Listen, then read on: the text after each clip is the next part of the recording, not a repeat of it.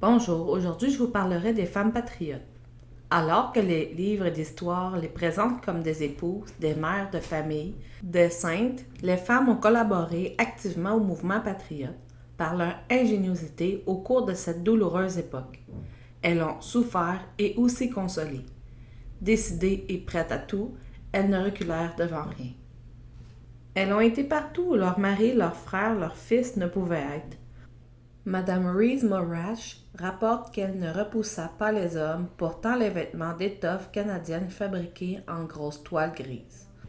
Au contraire, elle confirme à Saint-Antoine, à Saint-Denis, à Saint-Charles, les Québécois patriotes eurent des assemblées dans lesquelles elles promirent de donner la référence et une place à ceux qui n'auraient pas honte de porter les tissus qu'elles fileraient dans leurs propres mains.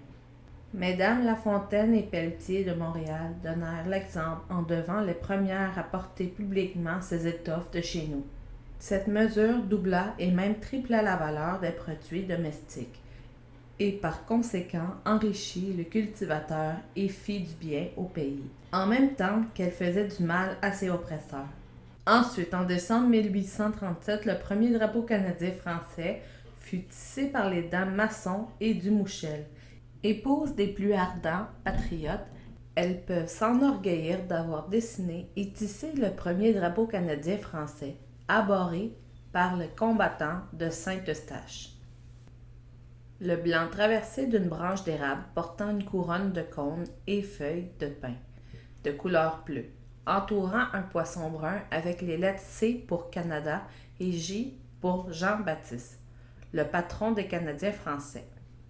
Déterminées, ces femmes font preuve de sang-froid. On raconte qu'Émilie Boileau, l'épouse de Dr Timothée Kimber, établie à Chambly, étant la maîtresse de la maison à l'absence de son mari, réservait un accueil plutôt brutal à un certain M. Bouchet.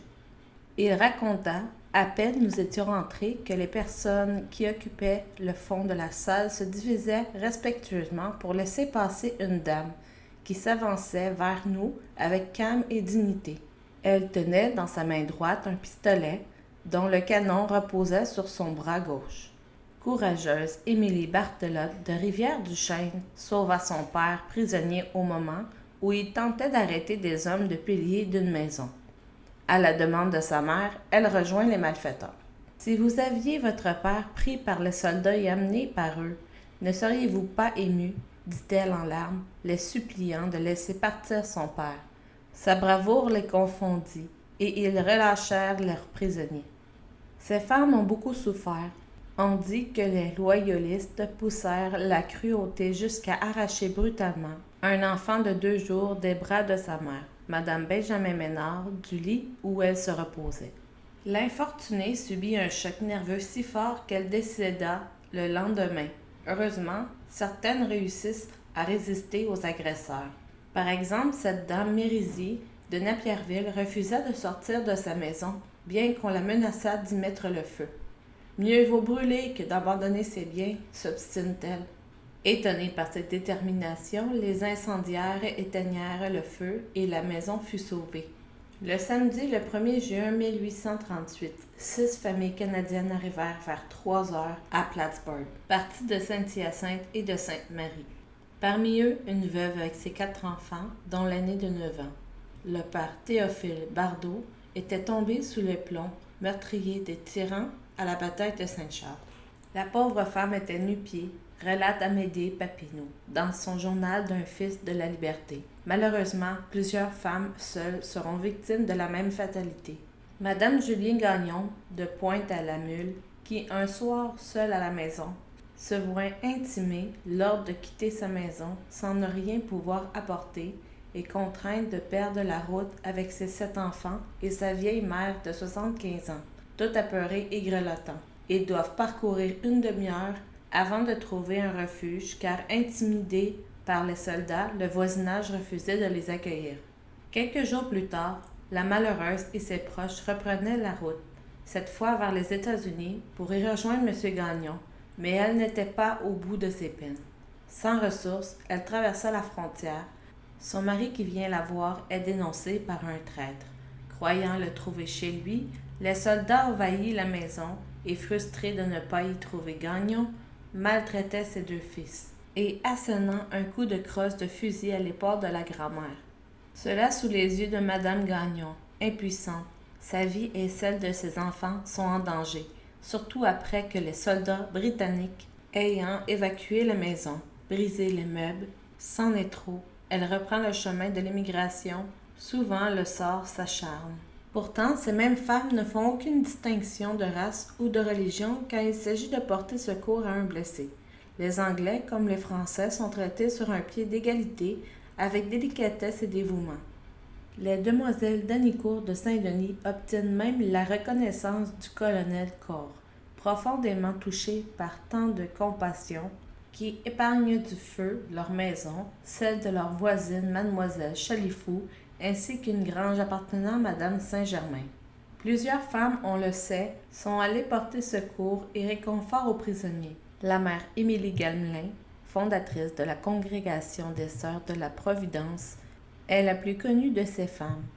L'ange des prisonniers soigne et réconforte les détenus politiques du pied du courant, la prison de Montréal. Ses enfants, comme elle se plaît à les appeler, non seulement elle leur apporte des provisions de bouche, mais elle transporte les messages de leur famille. Marcel Rivest-Morache souligne l'héritage transmis par cette femme hors du commun. Vers 1900, rapporte-t-elle, la visite des prisonniers se fait encore par les filles de Madame Gemelin, les sœurs accompagnant même les condamnés au pied de l'échafaud. En 1925, les sœurs de la Providence accompagnaient toujours les femmes condamnées à mourir sur l'échafaud. Plusieurs autres femmes ont suivi sa trace. Notons au passage Madame Papin de la Chine et sa fille qui apportant leurs mains charitables, apportant nourriture et provisions aux condamnés de la prison à la Pointe-à-Calière. Terminons par la vibrante lettre de Madame Joseph Narcisse, cardinal, chef de l'insurrection de Châteauguay, suppliant Lady Colborne d'intercéder auprès de son époux afin que son mari soit gracié. Vous êtes femme et vous êtes mère. Une femme, une mère poussée par le désespoir, oubliant les règles de l'étiquette, qui la séparent de vos tombes à vos pieds, tremblante d'effroi et le cœur brisé, pour vous demander la vie de son époux bien-aimé et du père de ses 5 enfants. L'arrêt de mort est déjà signé.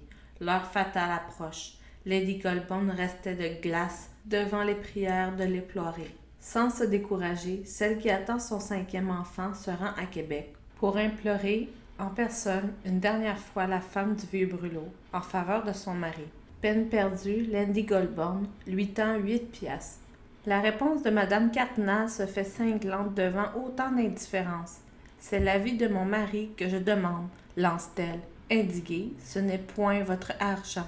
Voici ce qui conclut l'histoire de ces merveilleuses femmes. Je vous invite à nous suivre via www.posasdm.com. Je vous dis à la prochaine!